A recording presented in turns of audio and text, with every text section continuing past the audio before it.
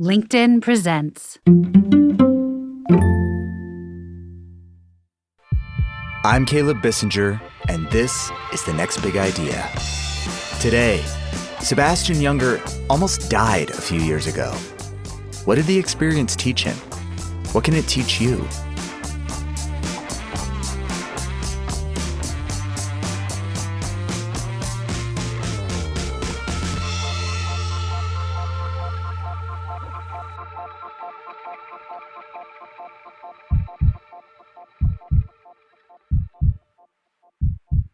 Nine o'clock, a June night 4 years ago. The last traces of daylight glint in the western sky, and Sebastian Junger, the best-selling author of The Perfect Storm and co-director of the Oscar-nominated documentary Restrepo, lies on an operating table. He is dying. The doctor asked permission to put a large gauge needle through my neck into my jugular to transfuse me, and it didn't sound very pleasant. I said, "You mean in case there's an emergency?" And he said, "This is the emergency right now." What Sebastian didn't know, what the doctors didn't yet know, was that an undiagnosed aneurysm in his pancreatic artery had ruptured. It was now geysering blood into his abdomen. He was losing a pint of blood roughly every 10 minutes. And there are only 12 pints of blood in the human body. Sebastian, as he puts it, was a human hourglass. As the doctor raced to transfuse him, I became aware of this black pit that opened up underneath me, and it was pulling me into it. And I kind of knew, in the sort of animal knowledge, that if you go into the infinitely black pit, you're not coming out. So I said to the doctor, who's still fumbling around on my neck, I said, "Doc, you gotta hurry. You're losing me right now. I'm going." that's the last thing he remembers. For a very long time. Sebastian survived his brush with death. Though brush doesn't really do it justice. He lost 2/3 of the blood in his body. He came close enough to death that he could smell its rank and foul odor. It was like a slavering beast, he writes, breathing over his shoulder. Back home, back among the living, Sebastian didn't feel like he had a new lease on life. He felt like he'd bought a lemon. He was mired in an existential funk. He questioned his own existence. Was he real? He was haunted by something that had happened to him as he lay dying. He'd seen something besides the black pit, something both freaky and consoling, something that it turns out a lot of people see when they're close to death. And that vision, that experience, that phenomenon, which we talk about at length in our conversation, inspired him to train his journalistic skills on an outlandish question. Is there any scientific evidence of an afterlife? The story of Sebastian's near-death experience and his quest for answers in its wake is the subject of his new book, In My Time of Dying, How I Came Face to Face with the Idea of an Afterlife. It's a beautiful, nerve-wracking, sometimes overwhelming book that manages, in fewer than 150 pages, to not only take readers into the hospital where doctors miraculously saved Sebastian's life, but also on a whirlwind tour of, wait for it, quantum physics. I'm a longtime admirer of Sebastian's work, but this book, and the conversation you're about to hear, exceeded my already high expectations. It changed the way I think about what it means to be alive. It helped me finally understand what the hell people mean when they talk about Schrodinger's cat and the Heisenberg uncertainty principle. Most of all, it left me feeling humble about my own impermanence, and humble too about how much we still don't understand about the nature of reality.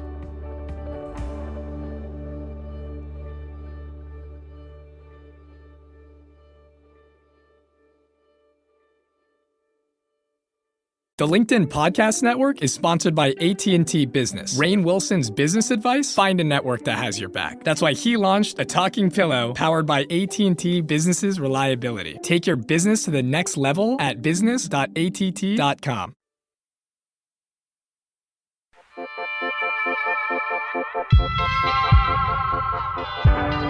Sebastian Junger welcome to the next big idea. Thank you. We're going to talk a lot about your close encounter with death and what you learned from that experience. But I want to first talk a little bit about your life before that day in June 2020. You say in your new book that everyone has a relationship with death. What was your relationship with death prior to that near-death experience? Well, it's complicated. I did a lot of dangerous things. Mm-hmm. I was a high climber for tree companies. I worked 100 feet in the air, hanging on a rope with a chainsaw, taking trees down in sections. And then from there, I went on to being a war reporter. So you'd think that I was sort of like at ease with risk.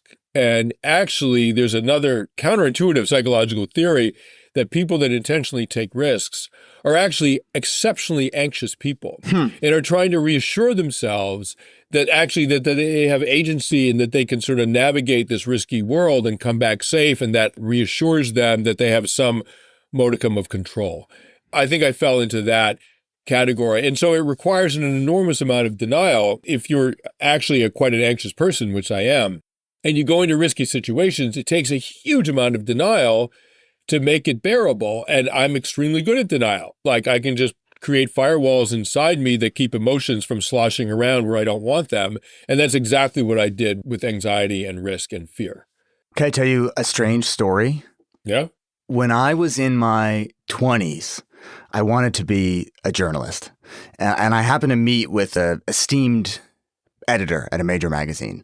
And he looks at me and he goes, "Caleb, if you could be any journalist in the world, who would it be?" And without missing a beat, I said, "Sebastian Junger." And it was because I was just so enamored of your prose style. I mean, The Perfect Storm had meant so much to me. I probably read The Last Whale Hunter a dozen times. So I said, "Sebastian Junger," and he gives me this kind of weird look. And he goes, "Really? Do you have a death wish?" Oh, my God. And so that was a little bit of your reputation. How does that make you feel that you were sort of known as this person who had a quote unquote death wish? Well, it's silly because in the world that I was working in, the world of journalism and foreign reporters and foreign correspondents and people who were stationed in Baghdad for years at a time, I was very much at the low end of risk taking, right? I mean, I'm nothing. You know, I did occasional 2 or 3 week assignments for magazines. There were people that were living it 24/7 for months, years at a time, Right. taking extraordinary risks. So the reason I'm well known for that is because a lot of those people doing this sort of real trench work of journalism in these really, really tough and dangerous situations, a lot of those people don't write books and they don't write best-selling books. And so I became known to the public. I became emblematic of a risk-taking industry because I was a best-selling author. But there's scores, hundreds of sort of quote nameless journalists who aren't writing books. The public doesn't really know who they are unless they pay attention to bylines in newspapers. Let's get to the heart of your new book. September 2019, you feel a sort of sudden, surprising, mysterious pain in your abdomen. Describe that for us. What was surprising about it? What did you make of it? Yeah, so I was an athlete when I was young. I ran marathons. I was a good track and cross country runner. I remained athletic my entire life. So as background, it never occurred to me that I could have an urgent health problem that would require me to rush to the emergency room to save my life. I'm not heart attack territory, right? Like that's not going to, and, athletes, and I think often men in general, they sort of get by ignoring things. If you can ignore pain, you can do a whole lot more in life than if you don't ignore pain. And that was a lesson I learned early on, and it kind of worked. And so when I started having this sort of like weird searing pain in my abdomen, my first instinct was like, well, it's bearable. Like I didn't collapse on the floor, and let's just see what happens. I'm good. And so it would sort of come and go. And what I didn't know was that I had a very rare, very serious structural problem in my abdomen. It wasn't a function of my level of health or fitness. It was a totally structural abnormality. Right. And it was reaching a critical point that could have and probably was very likely to kill me. And so there was no part of you in those months that thought, I should probably go get this checked out. No, there wasn't. And and that's my denial kicking in, right? I was like, oh, maybe it's cancer, the word everyone's scared of. And so part of me was like, just sort of didn't want to know. And I know that just sounds absurd, but people are absurd, right? Whatever. Yeah. And I had I had a 3-year-old and a newborn. So I was extremely busy. So part of it was just I was too busy to sort of notice what was going on. But the pain would force me to sit down for a while. It would last about half an hour and then would let up. And so, that's a tip off. Like if the pain's so bad you can't function for a while, just go to the doctor, right? Right. So tell me about June 16th, 2020. This is the day your aneurysm burst. I mean, did it start just like any other day? Yeah. So June 16, 2020, we are living in an old house in a very remote place. It's the end of a dead-end dirt road inside a huge preserve of federal land. It's so remote that there's no cell service. The phone lines are ancient, so if it rains, the phone lines don't work for a few days. They short out. And it's a 1-hour transport to the nearest hospital.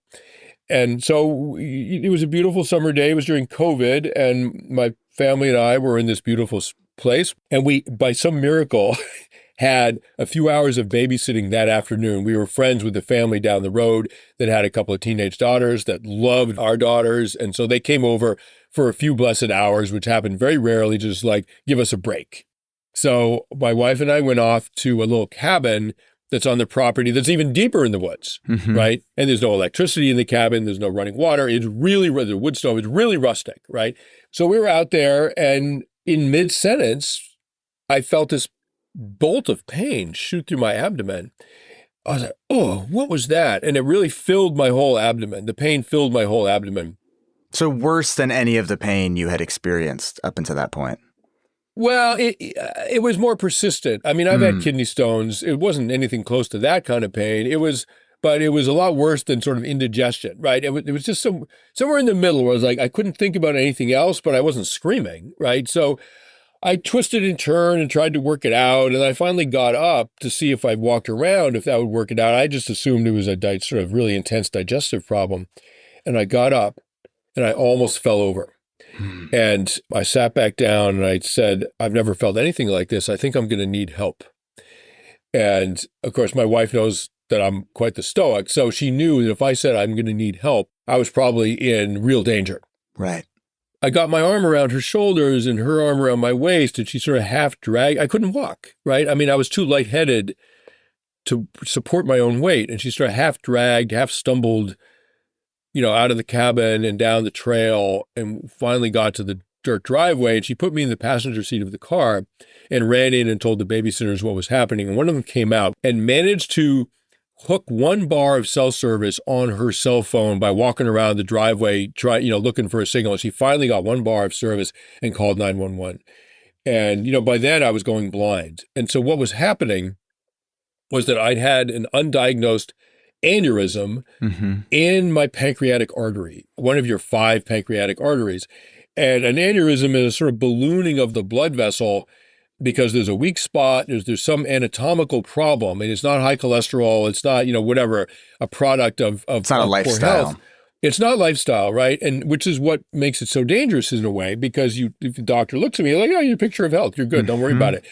But I had this weak spot in one artery, and it's very rare, and they're really deadly, because if they burst, the blood flow flowing through a small artery is now dumping directly into your abdominal cavity. It's as if you'd been stabbed and that artery had been severed by the knife, except instead of bleeding out a wound, of course, the wound shows the doctors where to stick their finger, as it were, like where to plug the leak.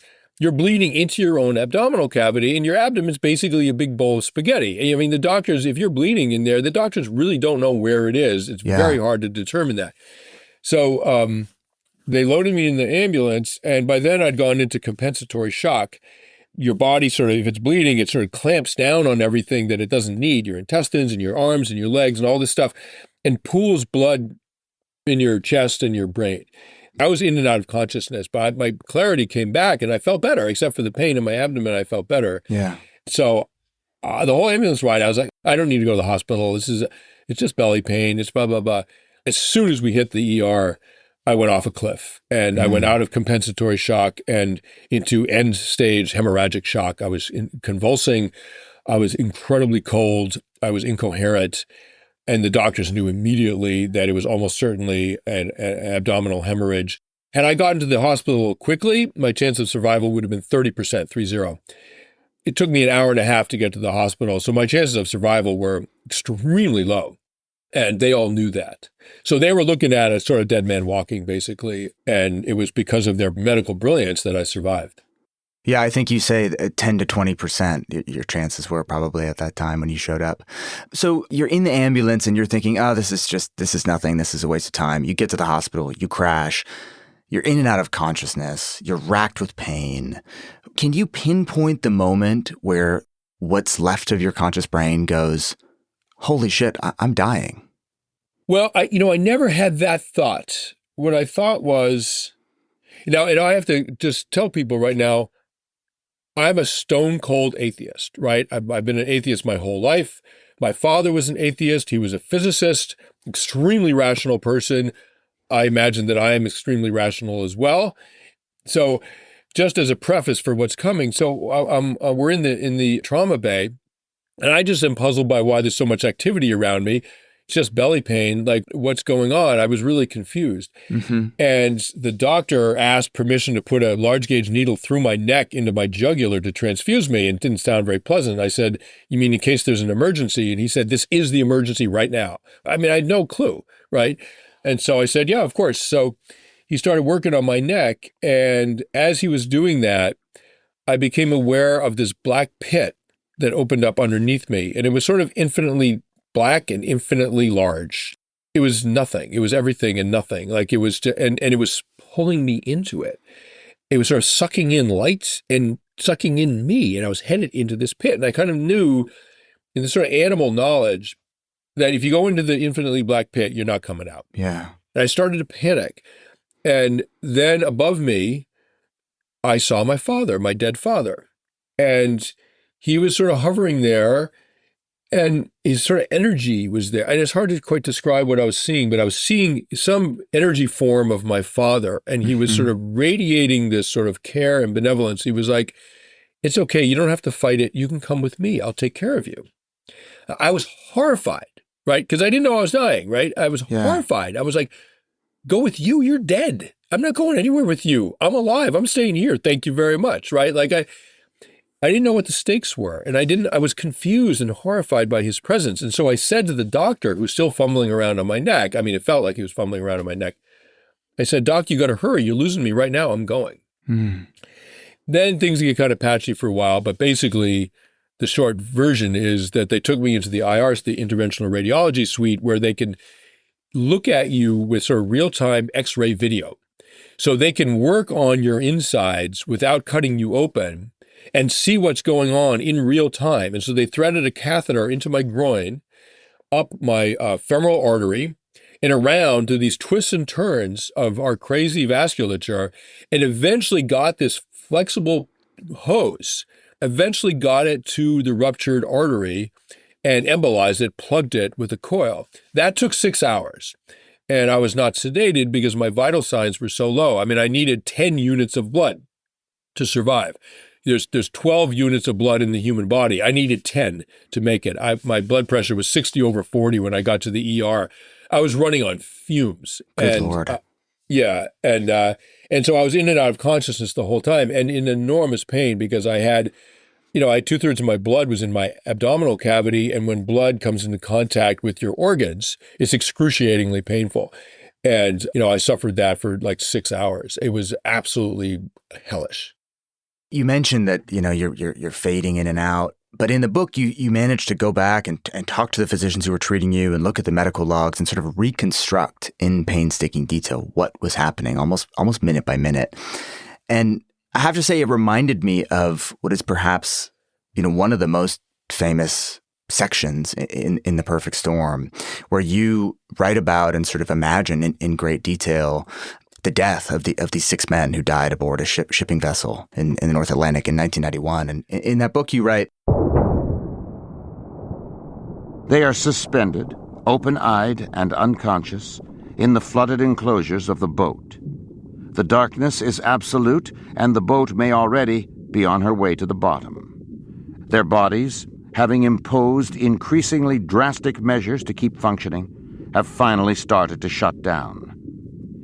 The body could be likened to a crew that resorts to increasingly desperate measures to keep their vessel afloat.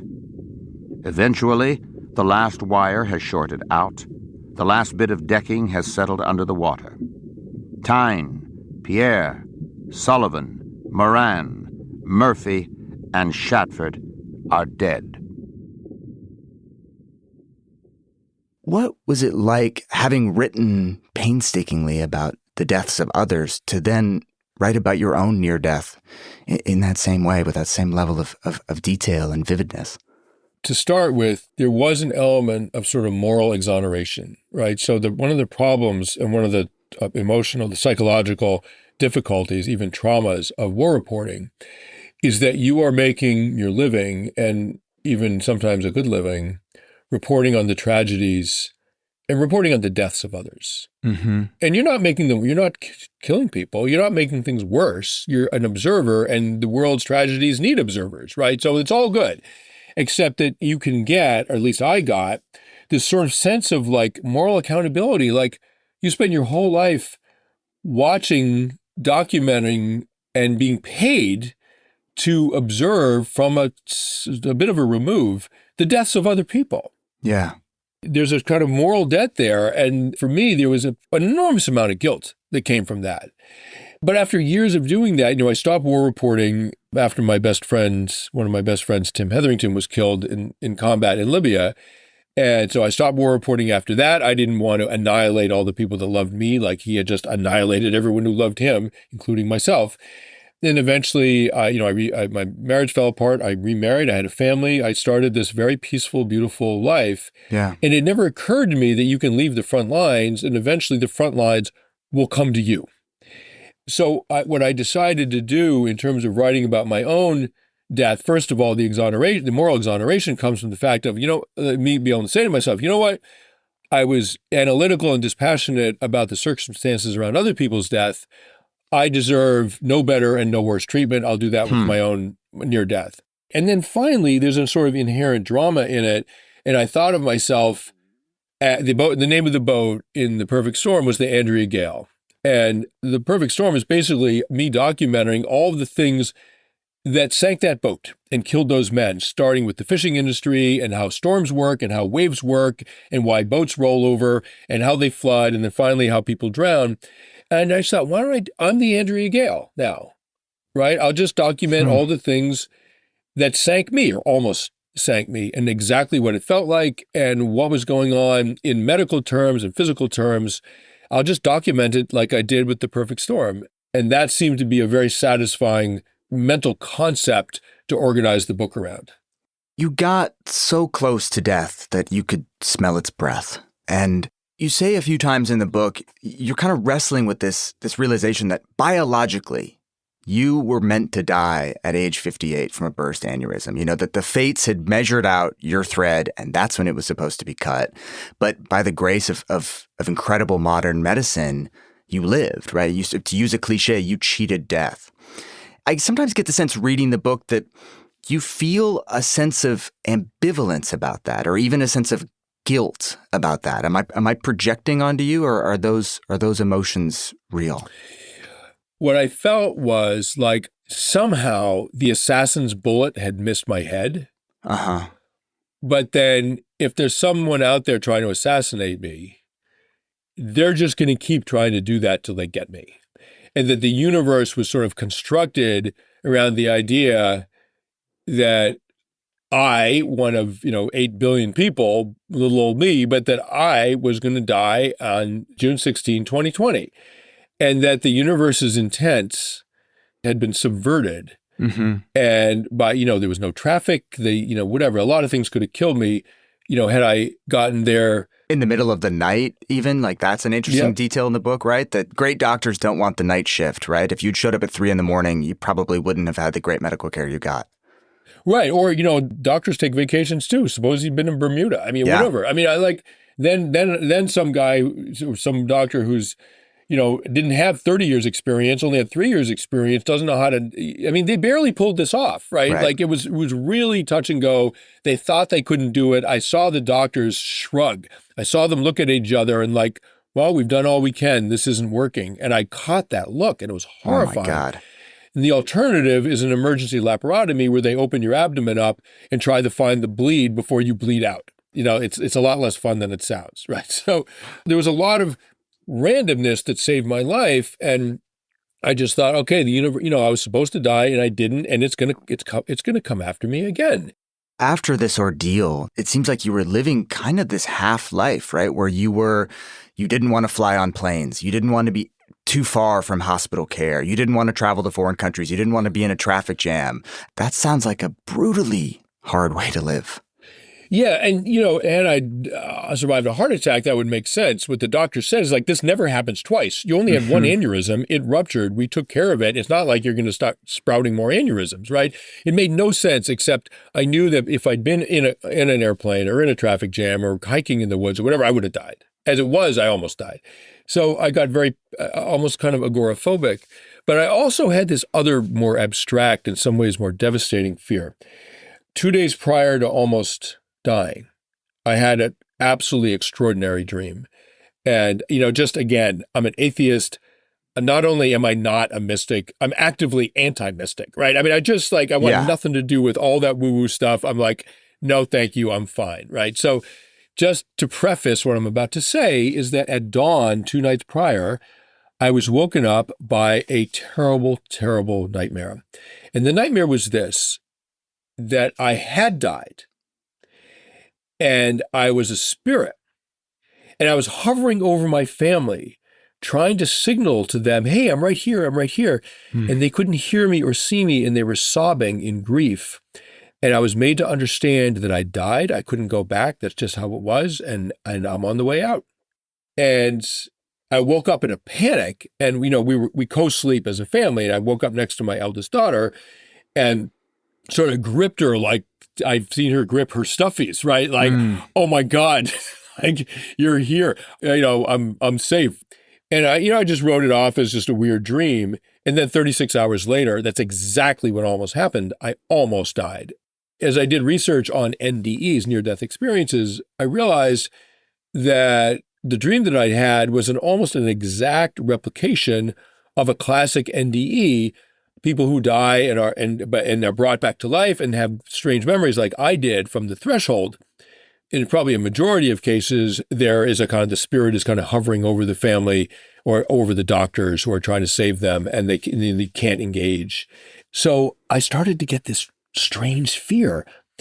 Maybe my dream wasn't a dream. Maybe it was my actual experience of dying. Maybe that's what dying actually feels like when it really happens. And that there is a spirit and you do hover over your family. And that everything since then is a dying hallucination. So that instead of waking up from the nightmare, I actually hallucinated that I woke up from the nightmare. And then a couple of days went by and I felt the pain in my abdomen, blah, blah, blah. And then miraculously, the doctor saved me. And it's all a dying hallucination. And it's just my consciousness flickering out after I already died. And there's no way to disprove this. And I got very, very anxious about it. And I went to my wife and I said, just tell me I'm really here. Just tell me that I survived and I'm here, I'm alive. And she was like, of course you are, honey. You're afraid, da, da, da. And I didn't say this in my mind. I was like, that's just the kind of thing that a hallucination would say. After the break, we'll talk about why some experts are freaked out by near-death experiences. There are scientists and doctors who have researched this extensively and documented thousands and thousands of cases and come to the conclusion that this is not explainable through ordinary science and it may offer some proof of a, quote, afterlife.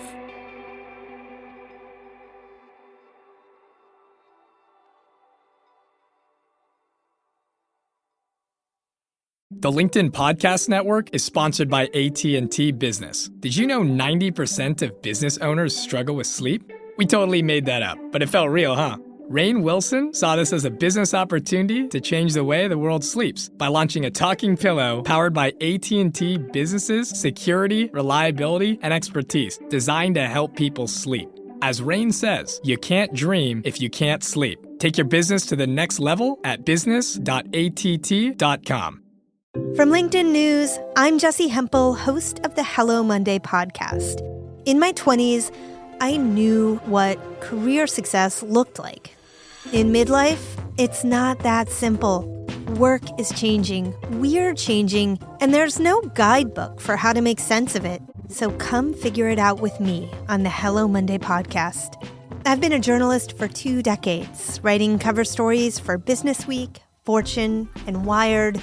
And now, every Monday, I bring you conversations with people who are thinking deeply about work and where it fits into our lives.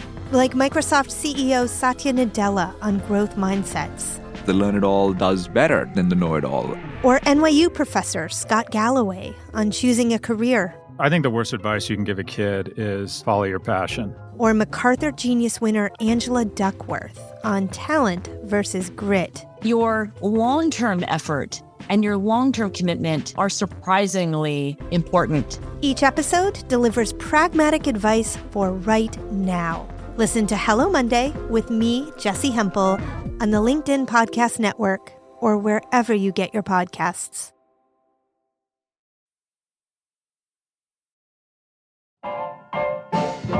I want to quickly tell you about the Next Big Idea Club's BookBox subscription. Every quarter, we get our friends Malcolm Gladwell, Adam Grant, Susan Cain, and Daniel Pink to pick the 2 best new works of nonfiction. And then we send them to our subscribers. If you sign up, you'll also get access to beautiful audio and video e-courses, invitations to exclusive AMAs with the top authors, membership in our LinkedIn community, and VIP access to our live events. Plus, you'll be helping us continue to make this show. So if this is at all interesting to you, go to nextbigideaclub.com, learn more, and if you do end up subscribing, use the promo code PODCAST at checkout to get 20% off. That's nextbigideaclub.com, promo code PODCAST.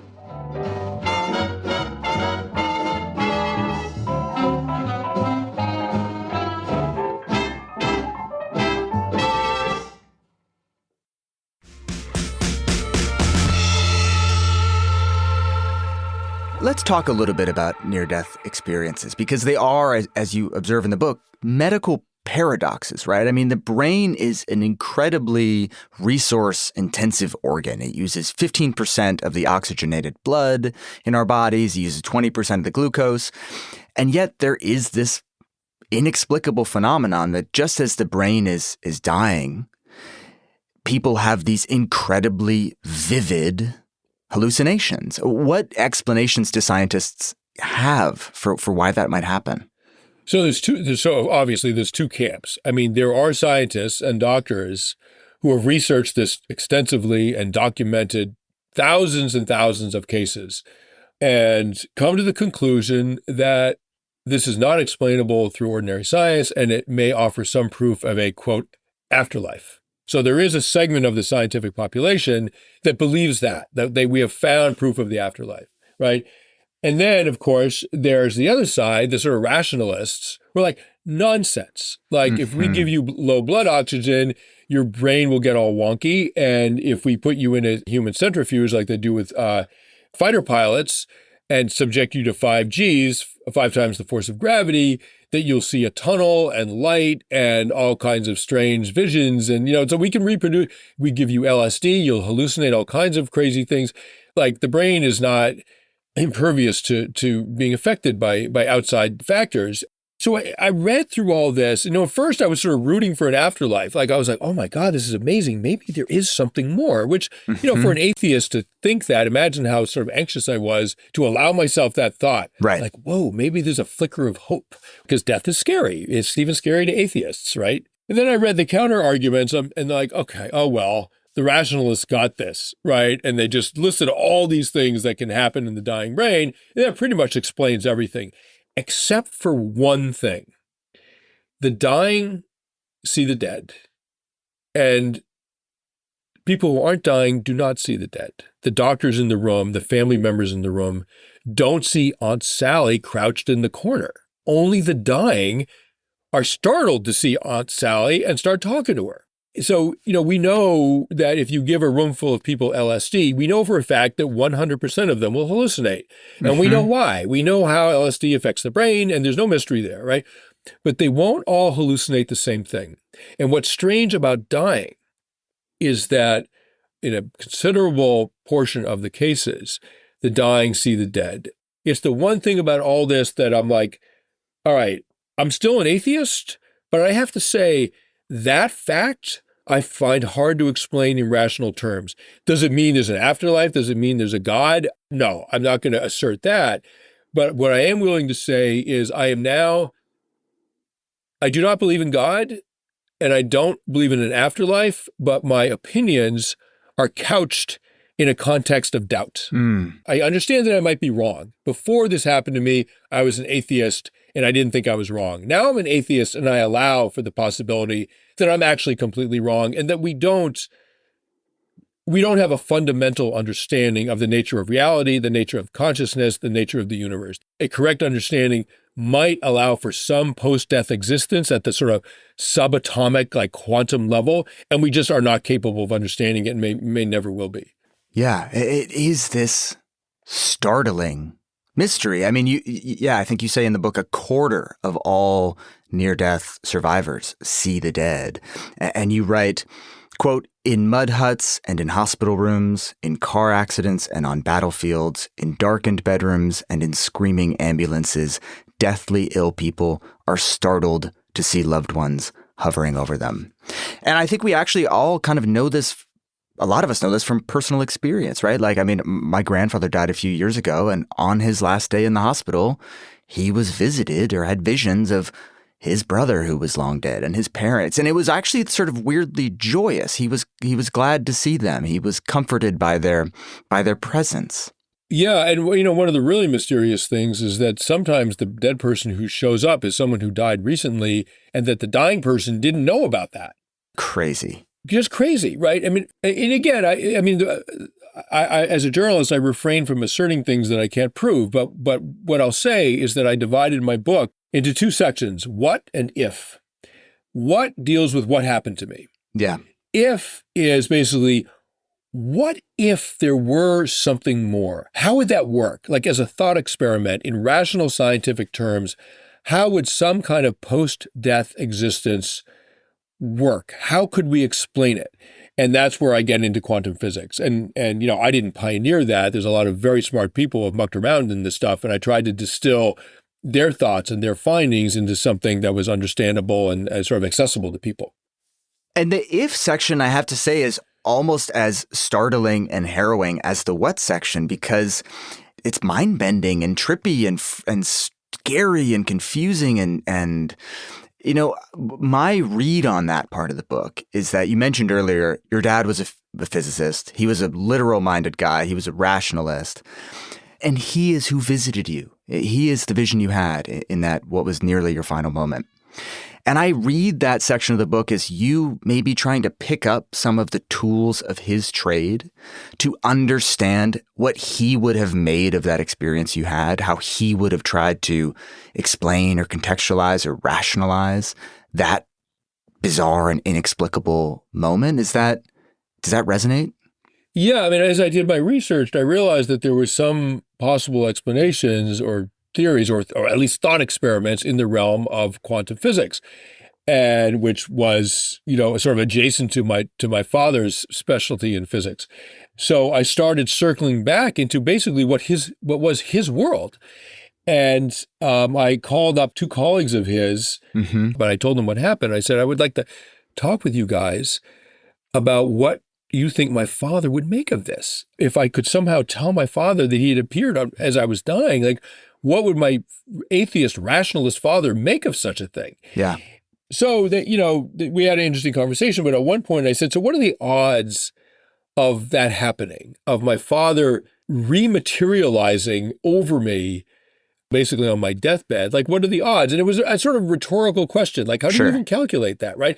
Except never underestimate the eggheads, right? The nerds, the scientists, the smart people, right? Like and one of them, Rudolph, sort of cocked his head up, sort of looking up and sort of running some numbers in his head. I was like, what am I watching? Is he actually calculating the odds? Are you kidding? Is this doable? And he said, I'd say it was about 10 to the minus 60.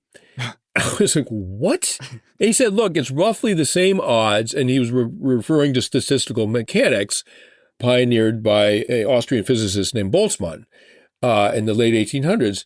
He said, what are the odds of all of the oxygen molecules in this room just randomly convening in one corner of the room and suffocating us to death because all the oxygen is in one corner? What are the odds of that? And we know what those are because of statistical mechanics. It's roughly 10 to the minus 60. So the odds of the atoms and the molecules that once made up your father, or the quantum information that underlies those, reassembling in the corner of the room is probably on the same order of magnitude of unlikely. So that means it's one chance in a number that has 60 zeros after it. That's what that refers to, in case people are intimidated by that notation. It's just one chance in a number that has basically 60 zeros after it. In other words, almost infinitely unlikely. But not dismissible. Yeah, so one way to think about the existence of the universe is that in an infinity of time, all things eventually must happen, including the creation of a universe. And our universe went from 0 to hundreds of millions of light years across in an amount of time that is too small to measure. Mm-hmm. Think about that. You have mentioned now a few times quantum mechanics, quantum physics. And I once heard you say that you were like a terrible science student in school. You barely passed your high school science classes. And that actually served you well as a journalist, because if you could understand a scientific concept well enough to be able to write about it, then anyone would be able to read what you wrote and get it. So using that skill, give me sort of an explanation of quantum mechanics, quantum physics that even I, a fellow near flunker of science classes, could understand.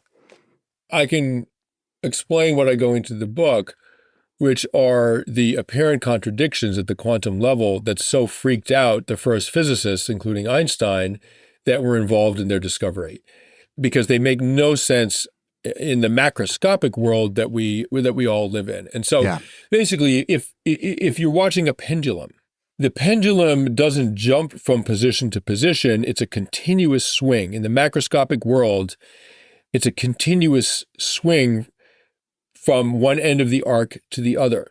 But in the subatomic world, where electrons are circling the nuclei of atoms, it's not continuous. The electron is at any given moment in a discrete location and then moves to the next location without transiting the space in between them. So Heisenberg's uncertainty principle is that you can know the speed and direction of the electron, or you can know its location, but you can't know both at the same time. And as soon as you pin one factor down, okay, the electron's right here, you lose information about its movement. And once you understand its movement, you lose information about its direction. And so what that meant for Heisenberg was that observation created the reality that you're looking at. That once you observe something, it's forced to go from a spectrum of all possible things into one specific thing. And Schrodinger's cat is sort of the famous example of this. So Schrodinger's cat is basically this. You put a cat in a box. I don't know why they picked a cat. You put a cat in a box, and there's a mechanism inside the box that an hour later, there's exactly a 50% chance of releasing a deadly poison that will kill the cat instantaneously. And it's exactly a 50% chance. And so then you let that happen, but you haven't opened the box yet. And so what Schrodinger says is that in quantum terms, the cat is both alive and dead simultaneously until you open the lid and observe it. And then when you do that, you find out that it's either indeed alive or dead. And the chances of that are exactly 50-50. So there's no way of sort of guessing. And your observation actually collapsed what's called the wave function of the cat into one particular thing, a live cat or a dead cat. And so that it's been suggested that the entire universe is one massive wave function, and the arrival of conscious thought in the universe collapsed the universe into one particular thing, the universe that we're observing, because like the cat, it had to sort of pick one state to be in. And what they found at the quantum level, and I'll end with this, but it's one of the greatest enigmas of science, I think. If you have a steel plate that photons, that light cannot pass through, and you have two slits in the plate, and photographic film on the other side, a strike plate on the other side that will record where the photons hit. If you fire photons at the plates and you do not observe it while you're doing this, a single photon, will go through both slits at the same time. I mean, you can't walk through two doorways at the same time. It's impossible. But a photon, as long as you don't observe it, will go through both slits at the same time and hit the strike plate on the far side in that particular pattern. If you observe it, that same photon has to pick one slit. It can't observed do something impossible. And so it picks one slit. And that's the central enigma of quantum physics that completely freaked out the scientists that discovered it 100 or so years ago. And it's at the heart of the question, do we really understand what we're looking at when we look at reality? Is our reality actually created by our own observation? And it sort of an extension of that theory is that maybe consciousness is part of the physical makeup of the universe, the way gravity is, right? Like gravity is this force. It's invisible. It binds all things. The universe wouldn't exist without it. Well, maybe consciousness is the same way. And without consciousness, the physical universe would not exist in the form that we know it to. And so connect all this back then to the vision you had of your father. Is it that he's a wave function and somehow you were able to sort of, I don't know, disrupt the quantum? I don't even have the language for it. But connect it back to that moment and maybe how it provides an explanation for something stranger and deeper than just a hallucination. Yeah, and no one has the language for it, right? I mean, it's been suggested this is just simply beyond the scope of human understanding.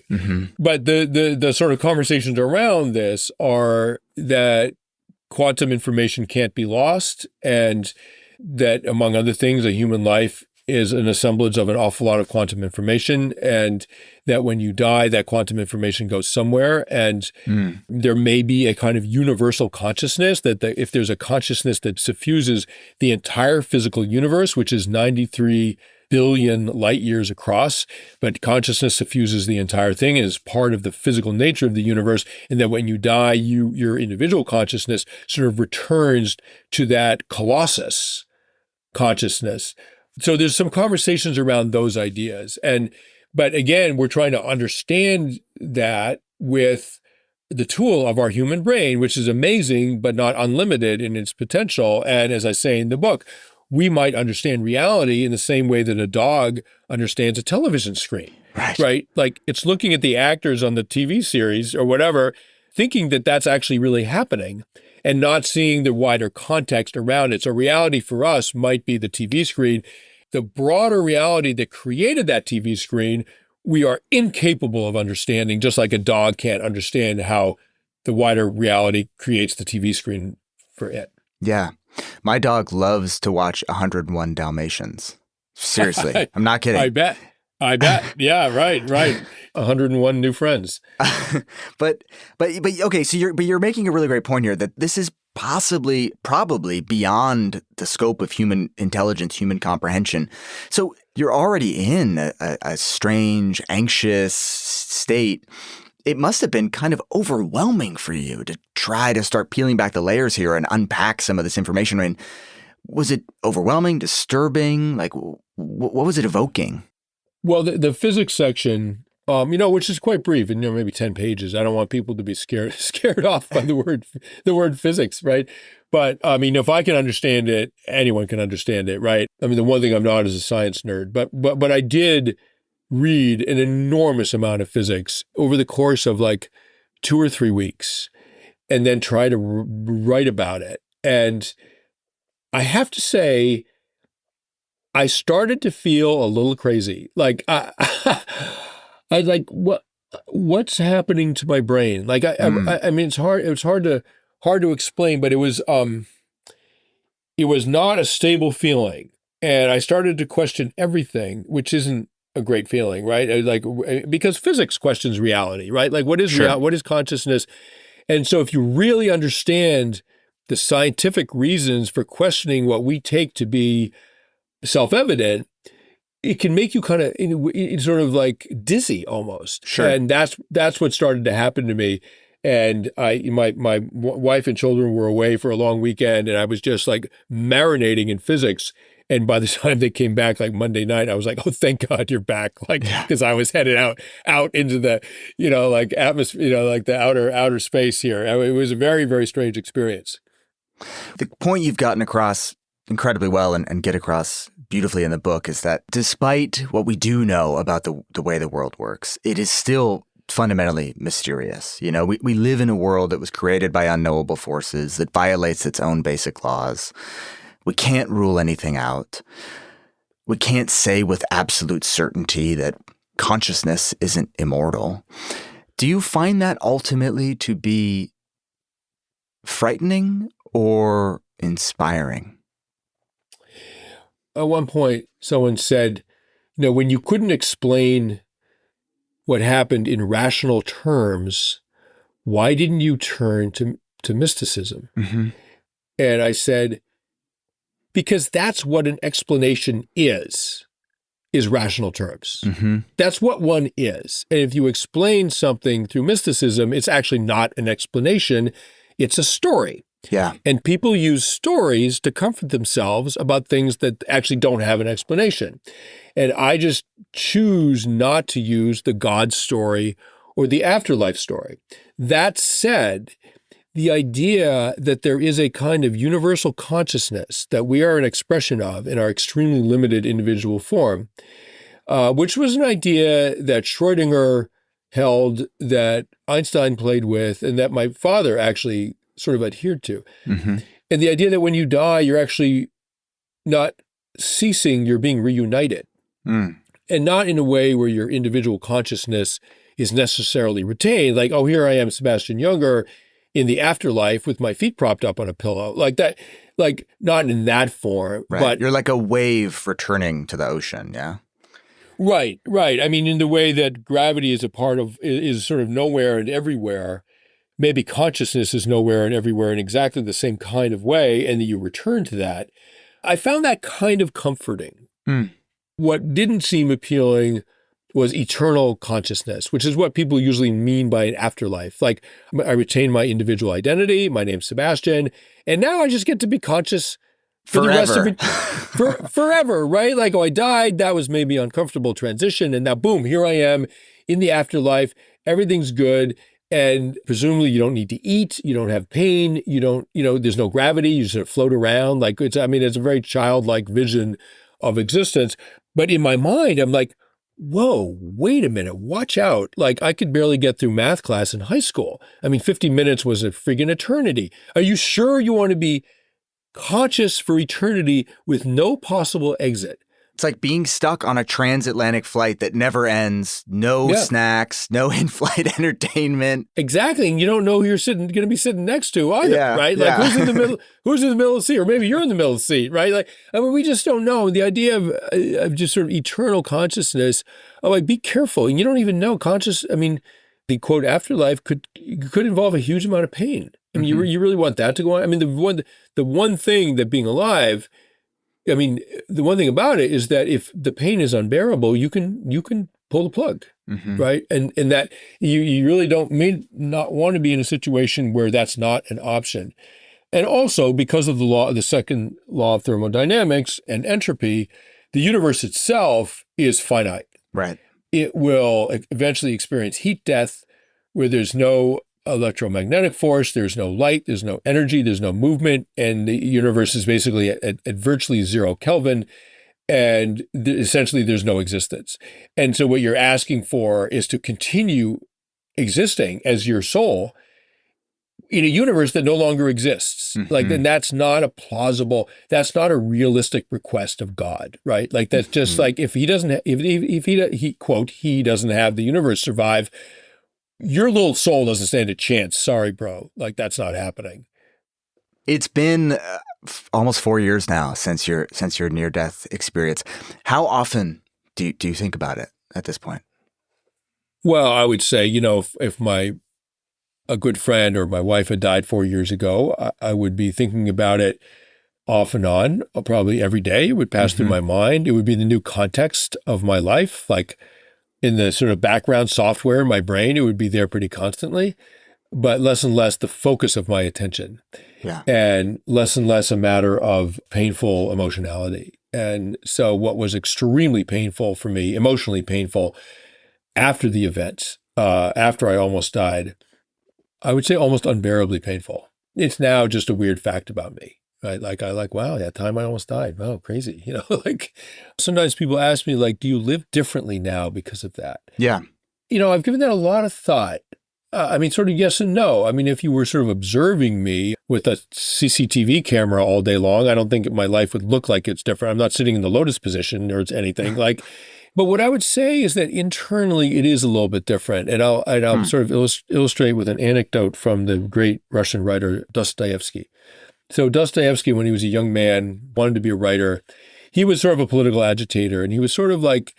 He openly discussed liberating the serfs. So this is in the 1840s in Russia, right? Tsarist Russia. Yeah. Liberating the serfs, much like the conversation in the United States about liberating the slaves, right? Sort of similar conversation around a similar era.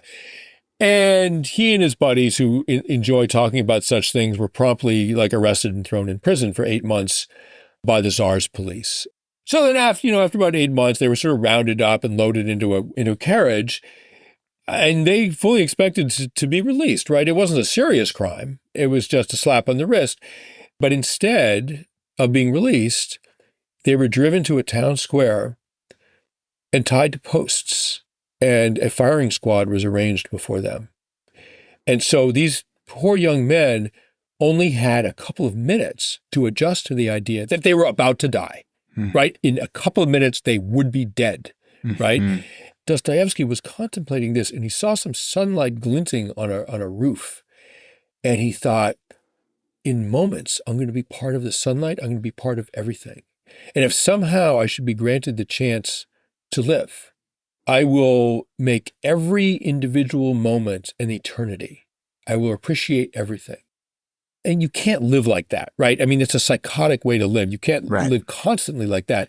But if you can attain that level, that sort of dead man walking appreciation of reality and life and the earth, even for a few moments a day, you will change your perspective on everything. And so that's what I try to do. And frankly, it calms me down when I'm in a traffic jam or when my kids are stressing me out or whatever, just those normal human things. If you just sort of return to the sunlight glinting on the roof, like, oh, I'm part of all things and every moment is its own miracle.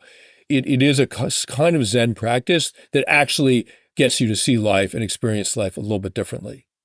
You're a dad. You have 2 daughters. The fact that your dad visited you or was there, or however whatever terms we want to use in that nearly final moment, how, if at all, has that changed your relationship with your kids? How has that changed you as a parent? Well, parents will know the feeling that you want to be able to provide everything your children vitally need to grow up to be strong, healthy, unanxious people. Like, you want to be able to provide all those things, and you want to be able to protect them from everything that would terrify them or harm them or undermine their basic human dignity. You want to be able to do all that. And the problem for a parent, the problem with dying, there's a lot of problems with it, but one of the problems with dying is that you're no longer there to be a parent for your children and they need you.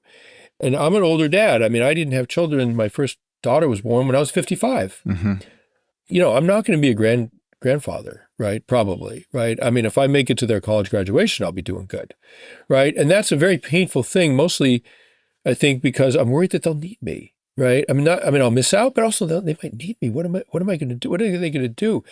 And of course, they'll figure something out. But the idea that, my father was on the spectrum, and emotionally, he was a pretty removed father and pretty frustrating, particularly for my sister and also for me. And when he circled back, even if he was just a hallucination, right, which is entirely possible, but when he, in quotes, circled back to give me comfort in this worst possible moment of my life, I experienced it as an incredible act of love and devotion and paternal care.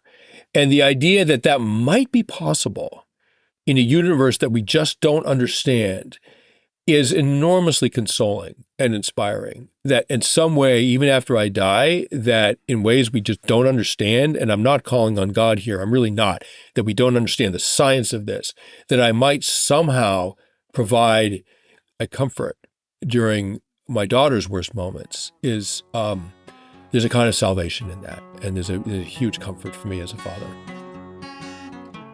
The book is In My Time of Dying, How I Came Face to Face with the Idea of an Afterlife. Sebastian, it's been an honor and a treat to talk with you today. Thanks so much. Thank you. I really enjoyed it. Well, in my time of dying, don't want nobody to mourn. All I want for you to do is take my body home. Well, so I can die easy. Well,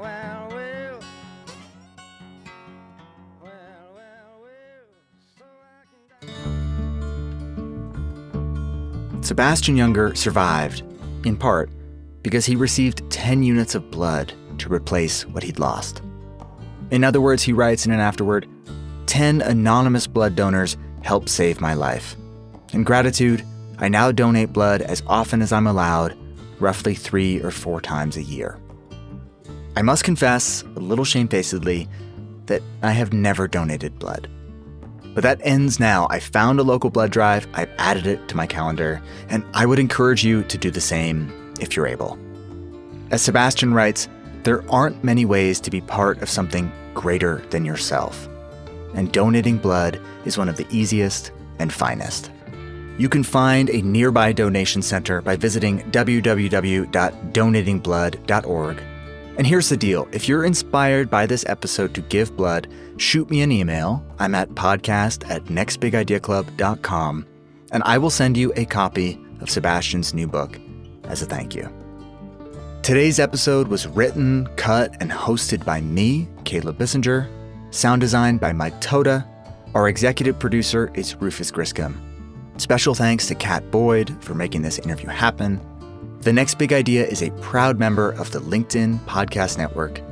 See you next week.